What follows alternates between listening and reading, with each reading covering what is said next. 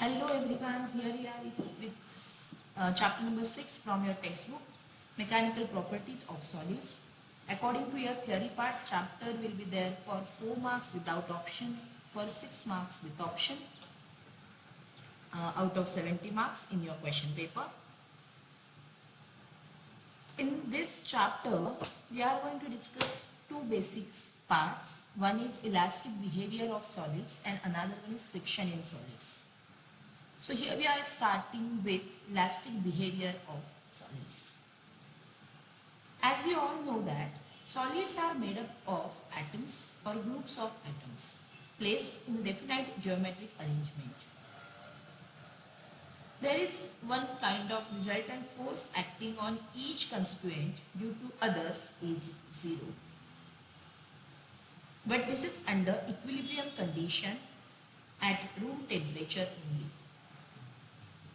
This arrangement does not change with time, but we can change it with applying external forces. The constituents vibrate about their equilibrium positions even at very low temperatures, but cannot leave their fixed position. This fact provides the solid a definite shape and size. When we apply external force at that time, these particles are slightly displaced and restoring forces are developed in it. These forces trying to bring the constituents back to their equilibrium positions so that solid can regain its shape and size. When these forces are removed, the interatomic forces tends to restore the original position of the molecule and thus the body regains it. But this is possible only within certain limits. A form of body is decided by its size and shape. When we consider the size or shape or both changes due to the changes in the relative positions of molecules, such a force is called deforming force. It means the change in shape or size or both of the body due to an external force is called deformation.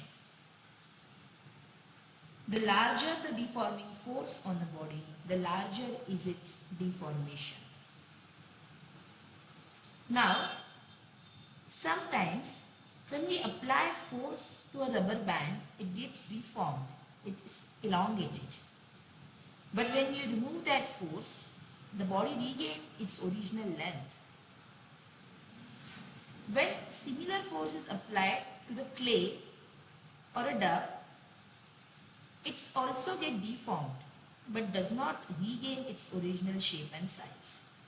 It means there are different observations observed by same force on different bodies. This property indicates the nature of that particular body. So let's start with the core part of that nature only.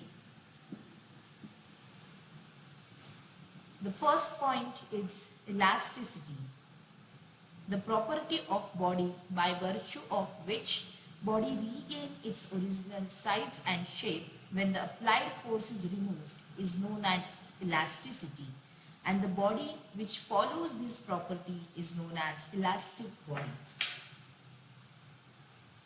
If a body regains its original shape and size after removal of the deforming force, that body is called elastic body.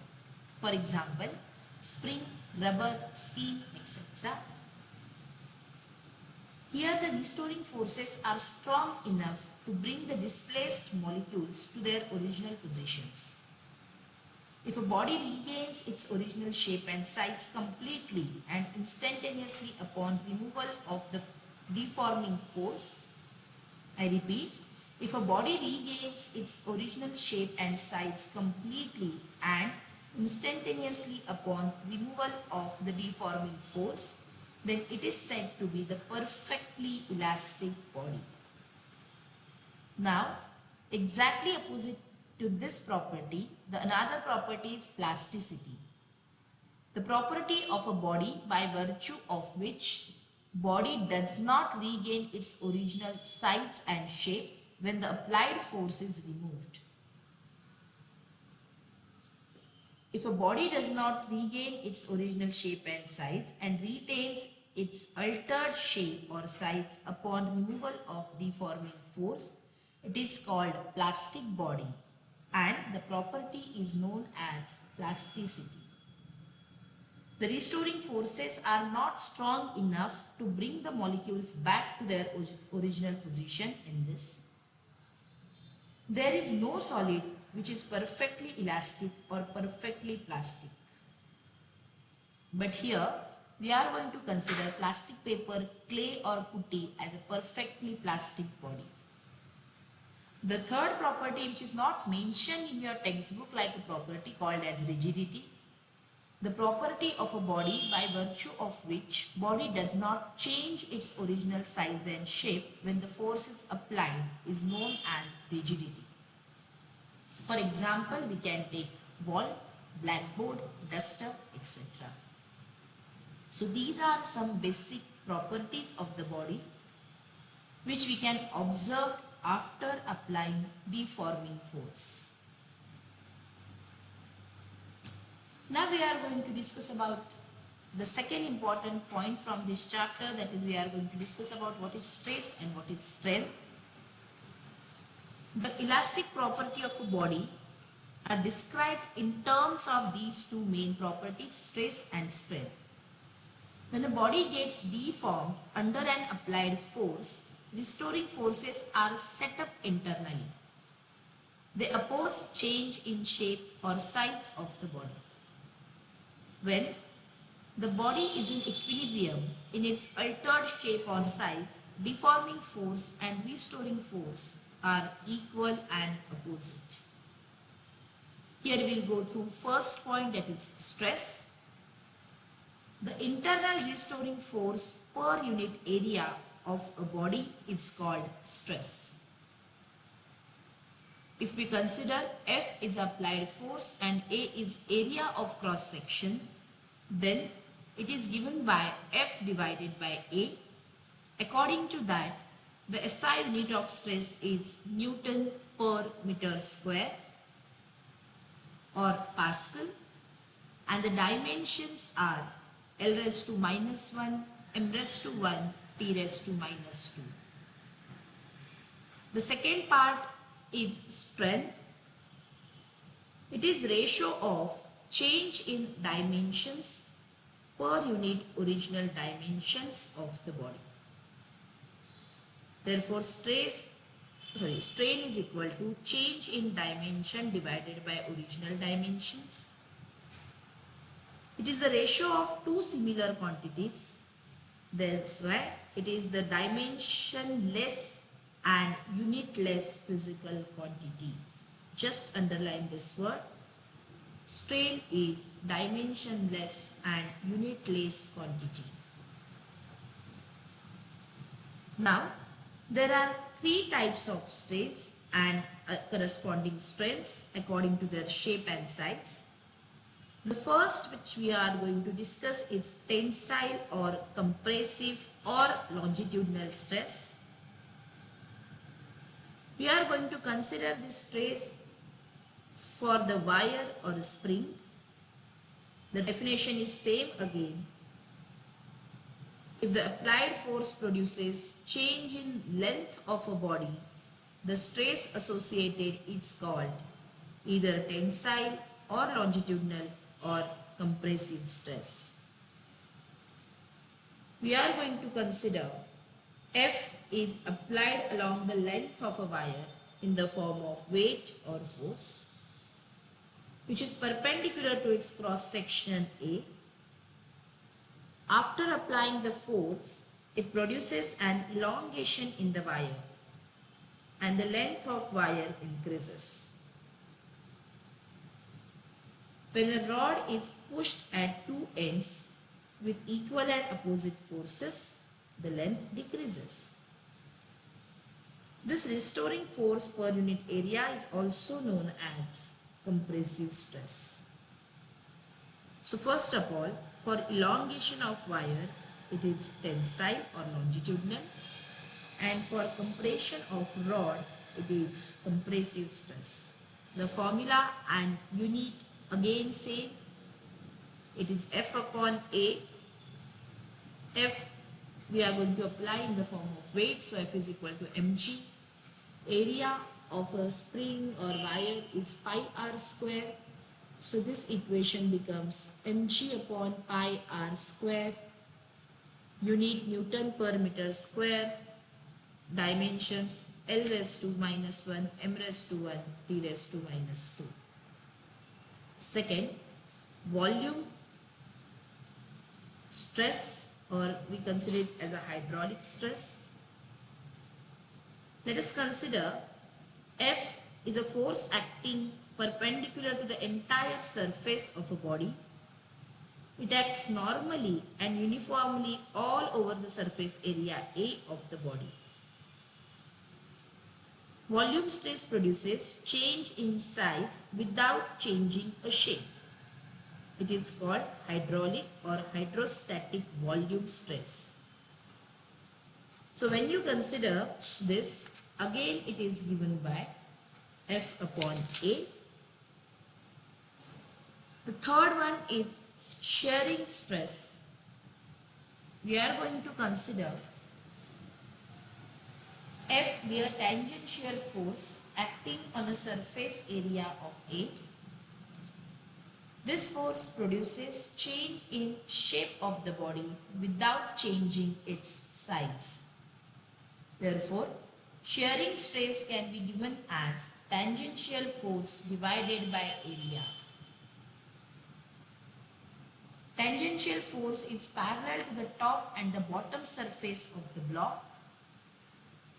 The restoring force per unit area developed due to the applied tangential force is called shearing stress or tangential stress.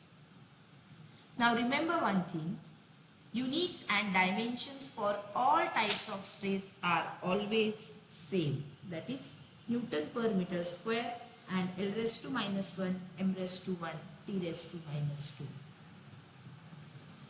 Corresponding three types of strengths are, first one, tensile or longitudinal strength. Now we know that here there is change in length. Therefore, if I consider capital L is original length and small l is change in length, then it is given by small l upon capital L. The formula will be like change in length per unit original length of the body. The second type is volume stress or hydraulic stress. Volume strain or hydraulic strain. Here again I did mistake, it's strain only. The change in volume per unit original volume is called volume strain.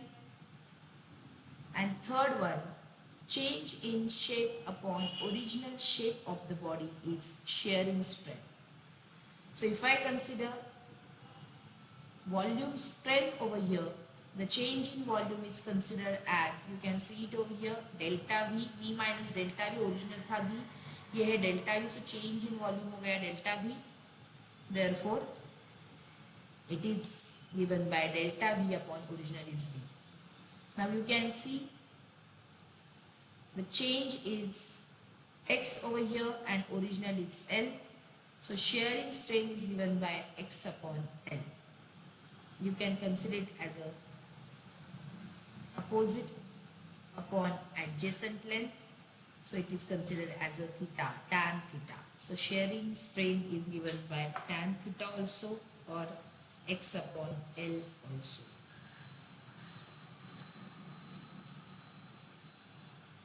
When we consider this stress and strain, the scientist named Hooke gives us the relation in between. He studied the tension in the wire and strain produced in it. His study is known as Hooke's law. According to him, within elastic limit, stress is directly proportional to strain. The graphical nature is straight line from center. Therefore, stress upon strain becomes constant, and this constant is called as modulus of elasticity. Therefore, it is the ratio of stress to the corresponding strain. It is defined as the slope of the stress-strain curve in the elastic deforming region and depends on the nature of material. Now, it is under certain limit called as elastic limit. It is the maximum value of stress up to which the stress is directly proportional to strain. Now, as elastic modulus is a ratio of stress upon strain, we all know that there are three types of stress and three types of strain also. So again, according to their ratio, there are three types of modulus of elasticities. They are Young's modulus, bulk modulus, and modulus of rigidity. Let's start one by one. The first one is Young's modulus. As we all know that modulus of elasticity is stress upon strain. Young's modulus is related to change in length. Hence, it is also known as elasticity of length. It is the ratio of longitudinal stress to the longitudinal strain. Now, we know that longitudinal stress is given by applied force per unit area and longitudinal strain is given by change in length to the original length. We are going to consider a metal wire here. So, this equation for longitudinal stress becomes mg upon pi r square, that is F upon A. Longitudinal strain is small l upon capital L. Overall, this this equation becomes mg L upon pi r square L. Unit. There is no unit for strain. So whatever unit is there for stress, that is same for Young's modulus also. So it's Newton per meter square. Dimensions L raised to minus 1, m raised to 1, t raised to minus 2. The second type is related to volume, called as bulk modulus. It is the ratio of volume stress to the volume strain. Volume stress is F upon A.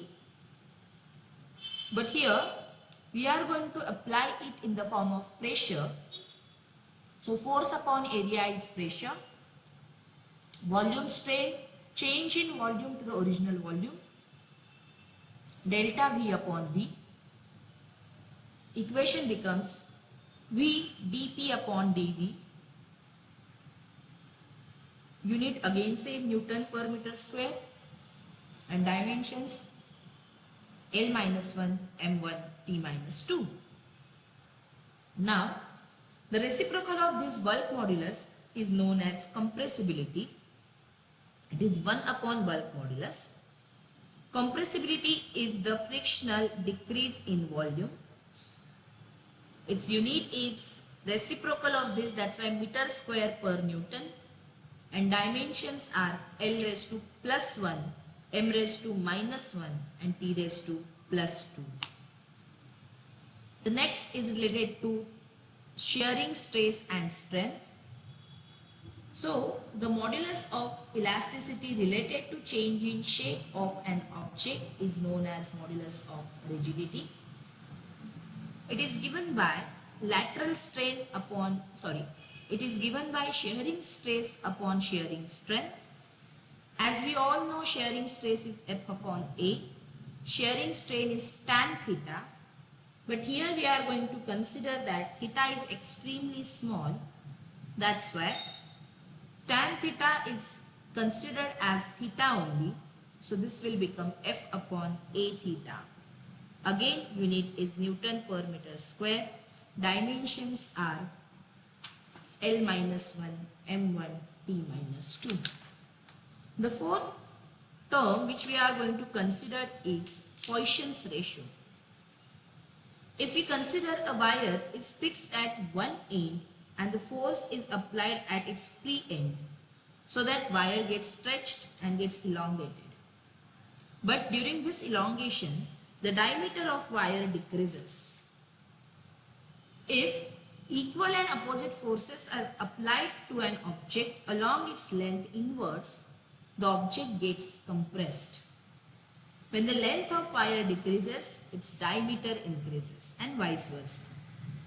The ratio of change in dimension to the original dimension in the direction of applied force, I repeat, the ratio of change in dimension to the original dimension in the direction of applied force is called linear strain, while the ratio of change in dimension to the original dimension in the direction perpendicular to the applied force is called lateral strain. Within elastic limit, the ratio of lateral strain to the linear strain or longitudinal strain is known as Poisson's ratio. It is denoted by sigma. Therefore, sigma is equal to lateral strain divided by longitudinal strain.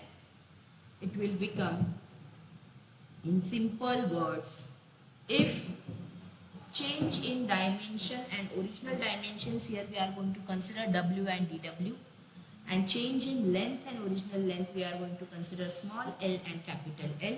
So this sigma will become dWL upon W into small l. This is about Poisson's ratio. Again, this is the ratio of same terms, so no unit, no dimensions. So there are four types of, basically 3 and plus 1 Poisson of modulus of elasticities. One is related to length, Young's modulus, related to volume, bulk modulus, related to shape, modulus of rigidity, and fourth one, Poisson's ratio. Now, beyond Hooke's law, what happened? Suppose a metal wire is suspended vertically from a rigid support and stretched by applying load to its lower end. The load is gradually increases in small steps until the wire breaks. The elongation produced in the wire is measured during each step. Stress and strain is noted for each load and graph is drawn by taking tensile strain and tensile stress. When we consider beyond the Hooke's law, the body changes from elastic behavior to the elastic behavior. Here, we'll place the graph of tensile stress versus tensile strength. There are a few subparts. Let's discuss one by one. The first part is proportional limit. The initial part of the graph is straight line. You can see it as a OA, where that part ideally obeys Hooke's law. Stress is directly proportional to strain. The straight line portion ends at A. The stress at this point is called as proportional limit. Second point, if the load is further increased till point B is reached, stress and strain are no longer proportional and Hooke's law is not valid. If the load is gradually removed, starting at any point between O to B, the curve is retraced until the wire regains its original length and the change is reversible. The material of wire shows the elastic behavior in this region. This point B is called yield point and the corresponding point is called elastic limit. It means, जैसे कि हमने discuss किया, beyond this limit, the material won't be a plastic anymore. When the stress is increased beyond point B, the strain continues to increase. If the load is removed at any point beyond B, for example, the material does not regain its original length. It follows the line from C to this, let us consider point E. The deformation is irreversible and the material has acquired a permanent set. Further increase in load causes a large increase in strength for relatively small increase in stress until the point is reached at which fracture takes place. The material shows plastic flow or plastic deformation from point B to point D. The material does not regain its original state when the stress is removed. The deformation is called plastic deformation. So the question might be like this.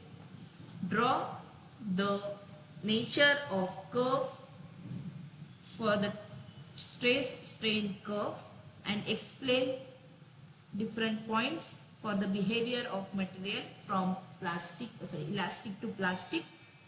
You have to draw this graph. The graph will be there for 1 mark with notifications, symbols. And then you have to define this permanent set, what is elastic behavior, what is plastic behavior, what is proportionality limit or elastic limit or yield point, and what is fracture point. So in this way, the question might be there for 3 or 4 marks. Now according to this elastic to plastic behavior, there are few steps or there are few types of materials takes place. Just underline each and every different concept only. The materials break within elastic limit are called brittle substance. Second, metals such as copper, aluminium have large plastic range of extension. They lengthen considerably and undergo plastic deformation till they break, called ductile. The metals which can hammer into thin sheets called as malleable. The material that can be elastically stretched to a longer value of strain called as elastomer. In case of some materials, if we consider rubber, the stress applied on the body decreases to 0 and strain does not return to 0 immediately. The strain lags behind the stress. This is called elastic hysteresis. So just note down or underline these all properties or all definitions, that is ductile substance, brittle substance, malleable substance, what is elastomer, what is elastic hysteresis. Not much important, but it can be asked there for one line answer or MCQ. Now, in elastic behavior of solids, this one is last point, that is strain energy. The question will be like, what is strain energy? Derive an expression for it, or what is strain energy and derive an expression for strain energy per unit volume. The elastic potential energy gained by a wire during elongation by a stretching force is called strain energy. If we consider a wire, generally हमने consider किया है original length capital L है, उसका area है उसके ऊपर हमने force apply किया capital F. When we apply force to that wire get elongated and the elongation is small l. That's it. जो हमने पहले से start किया. Now we know that longitudinal stress is F upon A.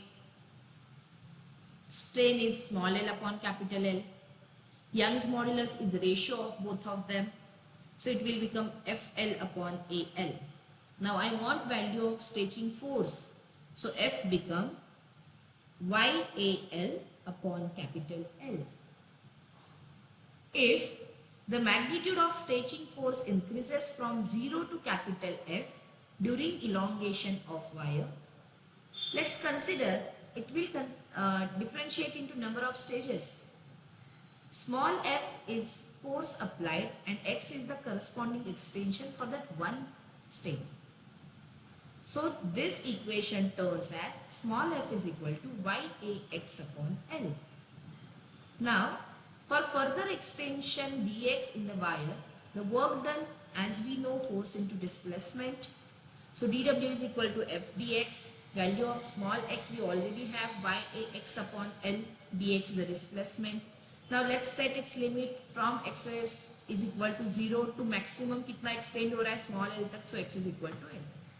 So work done totally we can calculate with the help of integration of dW from small l to from 0 to small l. dw का value we have yx upon l dx. Now y constant, a constant, l constant, just take it out from the integration part. Integration remains integration of 0 to l x dx.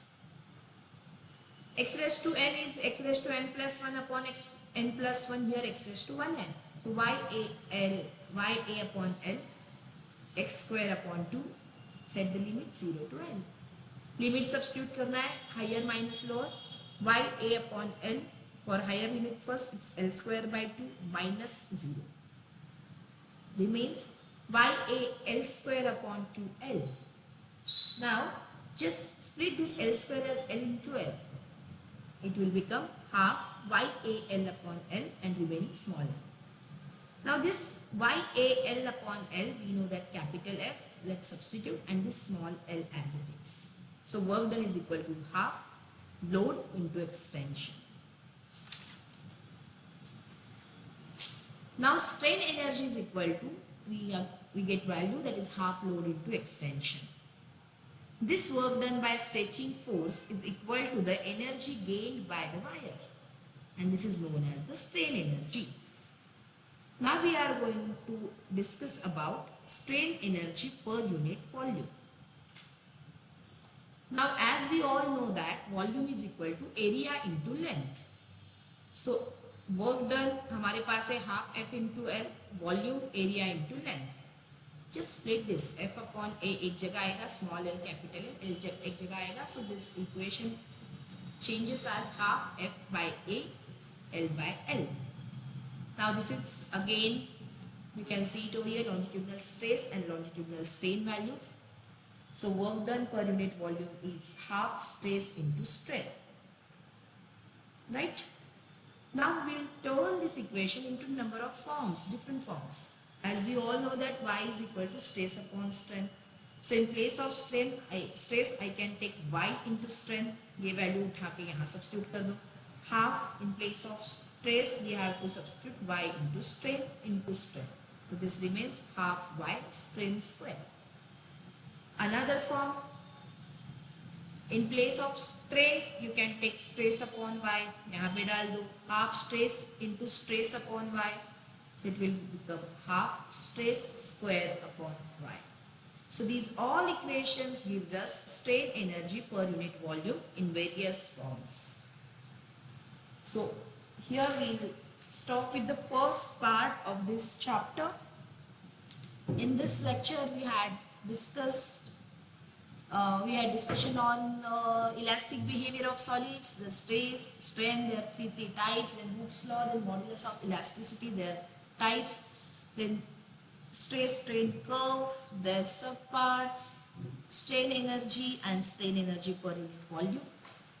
In next part of this lecture we are going to discuss about friction in solids. In that we are going to discuss types of frictions, their properties and their importance. So I'll stop here for today. I hope you understood. Thank you.